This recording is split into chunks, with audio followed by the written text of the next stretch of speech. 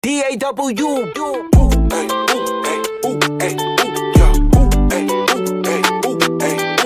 Assalamualaikum warahmatullahi wabarakatuh. Hai, kembali lagi dengan saya Niswatul Kahasana, mahasiswi Agroteknologi Institut Teknologi Perkebunan Pelabuhan Indonesia. Baiklah, di sini saya akan menampilkan video mengenai sintesis protein dan lemak untuk memenuhi tugas proyek mata kuliah fisiologi tumbuhan. Berikut video yang akan saya tampilkan. Agar tetap sehat, tubuh kita membutuhkan banyak zat, salah satunya protein. Sehingga protein harus dibuat di dalam tubuh kita. Proses pembuatan protein ini dikenal sebagai sintesis protein. Tapi pernah gak sih kita bertanya, mengapa tubuh kita harus membuat protein? Protein memainkan peranan penting dalam tubuh kita. Di antaranya, untuk transportasi zat, pembentukan enzim, berperan dalam kekebalan tubuh, dan masih banyak lagi. Untuk itulah, kita sangat memerlukan protein. Lalu, bagaimana proses terjadinya sintesis protein? Secara umum, sintesis protein terdiri dari dua tahapan, transkripsi dan translasi. Transkripsi merupakan proses pembuatan salinan mRNA yang berasal dari DNA. Sedangkan translasi merupakan proses penerjemahan mRNA menjadi protein. Jadi singkatnya, sintesis protein adalah proses DNA menjadi mRNA, lalu mRNA menjadi protein. Proses yang pertama yaitu transkripsi. Transkripsi terjadi di dalam nukleus. Ada 3 tahapan yang terjadi dalam transkripsi, yaitu inisiasi, elongasi, dan terminasi. Saat terjadi proses transkripsi, DNA yang terkandung di dalam nukleus akan dihampiri oleh RNA polimerase. Inisiasi terjadi saat RNA polimerase melekat pada daerah promotor gen. Pada saat itu, RNA polimerase akan mulai membentuk mRNA melalui cetakan DNA template. Poin yang harus diingat pada transkripsi adalah adenin pada DNA akan berpasangan dengan urasil pada mRNA. Timin pada DNA akan berpasangan dengan adenin pada mRNA. Guanin pada DNA akan berpasangan dengan sitosin pada mRNA. Sitosin pada DNA akan berpasangan dengan guanin pada mRNA. Inilah hal yang perlu diingat. Kemudian, RNA polimerase akan mengarahkan pembacaan dari arah 5 ke arah 3. Proses ini dinamakan sebagai elongasi. Transkripsi akan berakhir saat RNA polimerase sampai pada daerah terminator. mRNA yang telah terbentuk mengandung urutan 3 basa nitrogen yang dikenal dengan kodon. Selanjutnya, mRNA atau yang dikenal sebagai kodon ini akan meninggalkan nukleus melalui pori-pori nukleus menuju sitoplasma untuk memulai translasi. Oke, selanjutnya ada metabolisme lemak. Metabolisme lemak adalah proses di mana asam lemak akan dicerna kemudian dipecahkan untuk menghasilkan energi atau disimpan di dalam tubuh sebagai cadangan energi. Proses ini terjadi di dalam usus. Dalam bentuk trigliserida, lemak akan disintesis menjadi asam lemak dan gliserol. Lalu, glukosa mengalami dekarboksilasi pirufat menjadi asetil-CoA. Kemudian asetil-CoA ini masuk ke dalam siklus asam sitrat dan menghasilkan energi atau ATP. Ketika makanan masuk ke dalam usus halus, lemak akan berikatan dengan garam empedu yang dihasilkan oleh kantung empedu.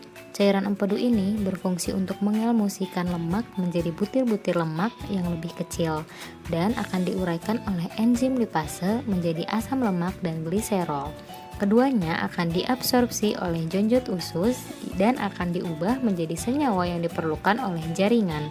Sebagian ada yang disimpan dalam jaringan adiposa dan akan diekskresikan melalui paru-paru dan ginjal. Selanjutnya ada sintesis asam lemak. Sintesis asam lemak ini adalah pembentukan asam lemak dari asetil-CoA dan NADPH.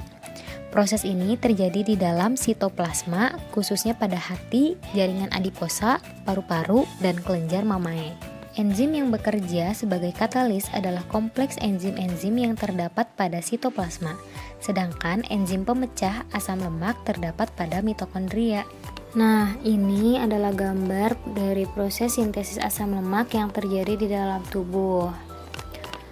Glukosa ini merupakan sumber asetil-CoA utama yang digunakan untuk sintesis asam lemak. Pertama, glukosa ini akan mengalami glikolisis dan kemudian menghasilkan pirufat. Pirufat ini berada di dalam mitokondria dan akan diubah menjadi asetil-CoA oleh kerja enzim kompleks dehidrogenase pirufat. Asetil-CoA meninggalkan mitokondria dalam bentuk sitrat yang merupakan senyawa utama dalam siklus Krebs. Di dalam sitoplasma, sitrat ini akan melepaskan CoAA dan menjadi asetil-CoA kembali. Asetil-CoA yang terbentuk ini akan diubah menjadi malonil-CoA oleh asetil-CoA karboksilase. Nah, malonil-CoA ini nantinya akan memasuki proses sintesis asam lemak dengan bantuan NADPH. Tanpa adanya NADPH, proses sintesis asam lemak ini tidak akan terjadi. Lalu, malonil-CoA ditransfer ke FAS melalui serangkaian kondensasi, reduksi, dan dehidrasi. 2 karbon malonil-CoA ditambahkan ke bagian hasil lemak yang tumbuh di FAS. FAS akan diisi ulang dengan gugus malonil lain dan siklus akan terus berlanjut. Asam lemak pertama yang terbentuk adalah palmitate dengan C16 yang nantinya palmitate ini jika tidak dibutuhkan dalam tubuh sebagai sumber energi akan diikat oleh gliserol 3P menjadi TG. Dan TG akan ditransformasikan dengan bantuan VLDL melalui darah dan akan disimpan dalam hati atau jaringan adiposa. Setiap putaran menghasilkan penambahan 2 gugus karbon ke bagian asam lemak dan penggunaan 1 ATP, 1 asetil-CoA, dan 2 NADPH. Baiklah, itu adalah video mengenai proses sintesis protein dan proses sintesis lemak. Dan dapat disimpulkan bahwa pada sintesis protein adalah proses pembentukan protein dari monomer peptida yang diatur susunannya oleh kode genetik. Pada ribosom adalah sebagai tempat sintesis protein sekaligus mesin yang mengatur dan memilih komponen-komponen yang terlibat dalam sintesis protein. Pada sintesis protein terdapat 3 tahap.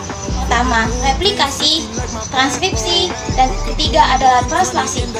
Dan pada tahap transkripsi dan translasi terjadi lagi 3 tahap, yaitu ada inisiasi, elongasi atau proses pemanjangan, dan lagi terminasi atau proses akhir.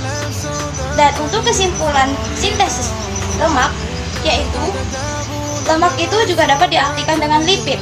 Lipid terdiri atas fosfolipid, glikolipid, dan sterol. Lalu, pemecahan lipolisis itu merupakan pembebasan asam lemak dipengaruhi oleh hormon epinefrin dan glukagon. Selanjutnya, sintesis asam lemak disebut juga dengan lipogenesis. Lalu, tempat berlangsungnya pada sitoplasma, sel hepar, dan jaringan adiptosa. Dan juga proses ini menghabiskan 2 molekul ATP. Dan itulah kesimpulan yang dapat saya sampaikan. Jika ada kekurangan tolong dimaafkan. Itulah video mengenai sintesis protein dan sintesis lemak. Baiklah, sebelum saya menutup video ini, jangan lupa untuk like, comment, and subscribe. Assalamualaikum warahmatullahi wabarakatuh.